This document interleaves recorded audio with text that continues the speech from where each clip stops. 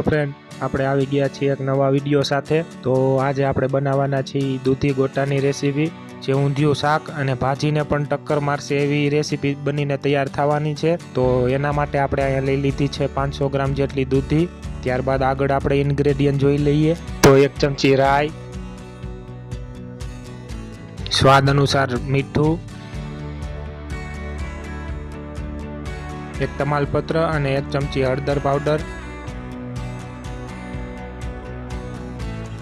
2 ચમચી કાશ્મીરી લાલ મરચું, ત્યારબાદ 1 બાઉલ ચણાનો લોટ 150 ગ્રામ જેટલો, ત્યારબાદ 1 ચમચી આખું જીરું, ત્યારબાદ 1 ચમચી ખાંડેલું જીરું, ત્યારબાદ ધાણા ભાજી આ રીતે આપણે કટિંગ કરી લીધી છે। ત્યારબાદ 3 નંગ મોટા ડુંગળીના આ રીતે કટિંગ કરી લીધા છે, જેને આપણે ક્રશ કરવાના છે। ત્યારબાદ 5 નંગ ટમેટા આ રીતે આપણે કટિંગ કરી લીધા છે। આમાં ટમેટાની ક્વોન્ટિટી વધારે રહેશે, આને પણ ક્રશ કરવાના છે। ત્યારબાદ 2 તીખા મરચાં, 1 ઇંચ આદુનો ટુકડો અને 20 થી 25 નંગ જેટલું લસણ આપણે અહીંયા ફોલી લીધું છે, તો આને પણ આપણે ક્રશ કરવાનું છે। અને અડધું ફાડું લીંબુનો રસ અને તીખા પાવડર, તો આ રીતે કંઈક વસ્તુ એમાં વપરાશે। તો આગળની પ્રોસેસ કરીએ હવે આપણે। તો દૂધને પહેલાં આપણે છીલણિયા વડે આ રીતે છાલ બધી કાઢી નાખવાની છે।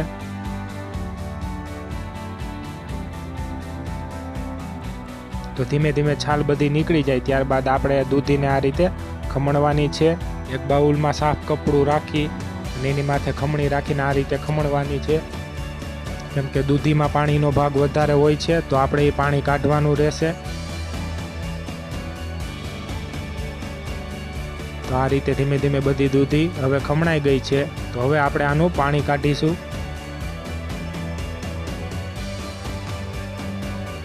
તો આ રીતે દબાવીને આપણે પાણી બધું જ કાઢી લેવાનું છે।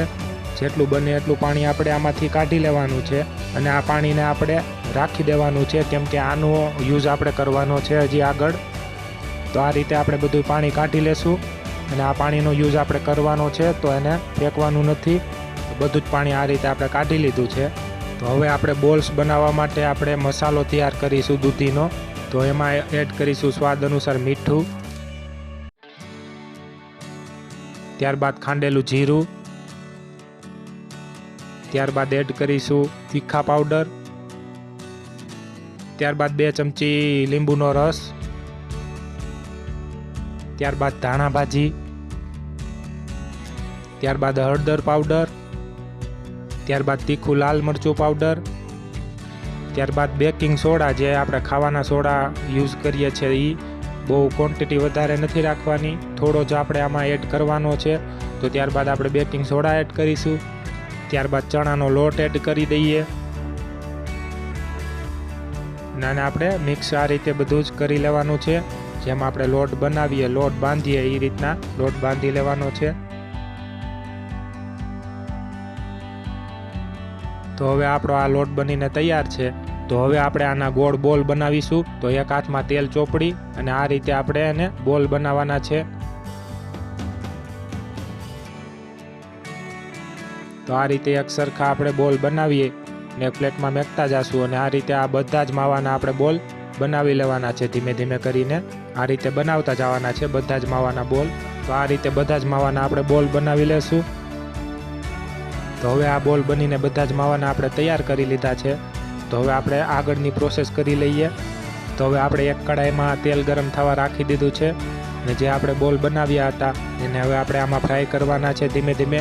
અને ધ્યાન રાખવું, તેલ બહુ આવવા દેવાનું નથી। તેલ જો બહુ આવી જશે તો ઉપરથી બોલ ચડી જશે પણ અંદર કાચા રહી જશે। તો આપણે મીડિયમ ગેસની ફ્લેમ ઉપર આને ફ્રાય કરવાના છે। તો ધીમે ધીમે આપણે આને ફ્રાય કરી લેશું અને માથે બ્રાઉન કલર ના આવે ત્યાં સુધી આને ફ્રાય થવા દેવાના છે। આને બહુ પલટાવવાની ઉતાવળ કરવાની નથી, 1 મિનિટ 2 મિનિટ જેવું ચડી જાય ત્યારબાદ આપણે એને ફેરવવાના છે। તો હવે 1-1.5 મિનિટ જેવું થઈ ગયું છે, આને આપણે આ રીતે ફેરવીને ફ્રાય કરી લઈએ અને ધીમી ફ્લેમ ઉપર ચડવા દઈએ।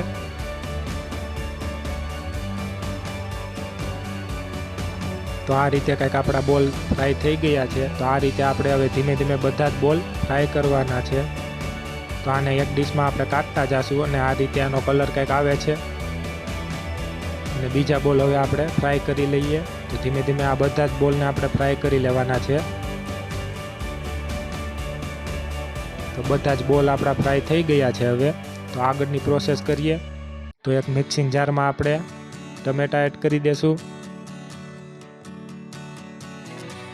ત્યારબાદ ડુંગળી અને ત્યારબાદ લસણ, મરચાં ને આદું બધું જ એકસાથે ગ્રેવી કરી નાખવાની છે આપણે. તો આ ગ્રેવી આપણી હવે તૈયાર થઈ ગઈ છે. તો હવે આપણે આગળની પ્રોસેસ કરીએ. તો એક પેન લઈ લીધી છે. એમાં આપણે 3 મોટી ચમચી જેટલું તેલ નાખીશું. તેલની ક્વોન્ટિટી થોડીક વધારે રાખવાની છે. તો તેલ ગરમ થઈ ગયા બાદ એમાં આપણે તમાલપત્ર અને રાઈ એડ કરીશું. ત્યારબાદ આખું જીરું એડ કરીશું. આ કમ્પ્લીટ રીતે ફૂટી જાય ત્યારબાદ આપણે એમાં હવે મિક્સ ગ્રેવી એડ કરી દેશું.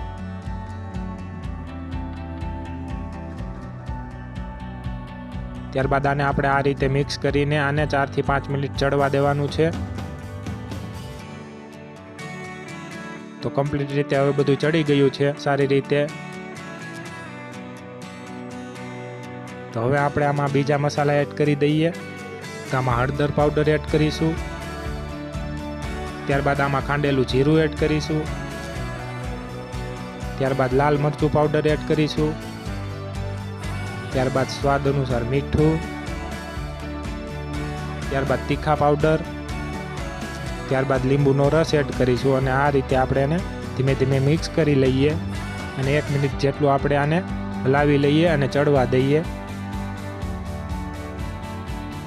તો હવે આપણી ગ્રેવી તૈયાર છે. તો લાસ્ટમાં આપણે હવે જે દૂધીમાંથી આપણે પાણી કાઢ્યું હતું એ આપણે આમાં એડ કરી દેવાનું છે. ગ્રેવી હજી તમને ઠીક લાગતી હોય તો થોડુંક અલગથી પાણી પણ એડ કરી શકો છો, કેમ કે હજી આમાં બોલ આવશે તો એ પાણીને ઓબ્ઝર્વ કરશે. એટલા માટે તમને ગ્રેવી ઠીક લાગે તો પાણી વધારે એડ કરી શકો છો. તો હવે બધા બોલ આપણે આમાં એડ કરી દઈએ. આ રીતે ધીમે ધીમે બધા બોલ એમાં એડ કરી દઈએ. હવે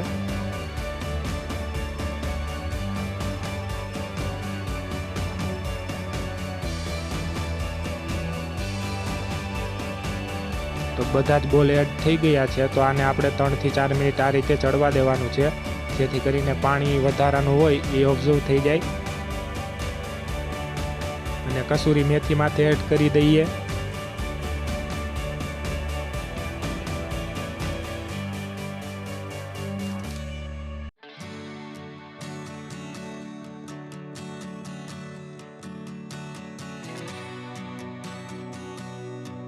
તો તૈયાર છે એક દૂધી ગોટાનું શાક. તો આ રેસીપી એકવાર જરૂરથી ટ્રાય કરજો. ઊંધિયું શાક અને ભાજીને પણ ટક્કર મારશે એવો સ્વાદ આવે છે મિત્રો આમાં. તો બનાવીને એકવાર કમેન્ટ કરજો કે આ રેસીપી આ શાક કેવું તમારાથી બન્યું. તો હાજર છે દૂધી ગોટાનું શાક. જો તમે આ વિડીયોમાં નવા હોય તો આ વિડીયોને લાઇક, શેર અને સબસ્ક્રાઈબ કરી દેજો. આવા જ અવનવા વિડીયો આમાં આવતા રહેશે. તો આ ચેનલ નવી છે તો એને સપોર્ટ પણ કરજો. તો ફરી પાછા મળીએ કોઈ નવા વિડીયો સાથે. ત્યાં સુધી જય માતાજી.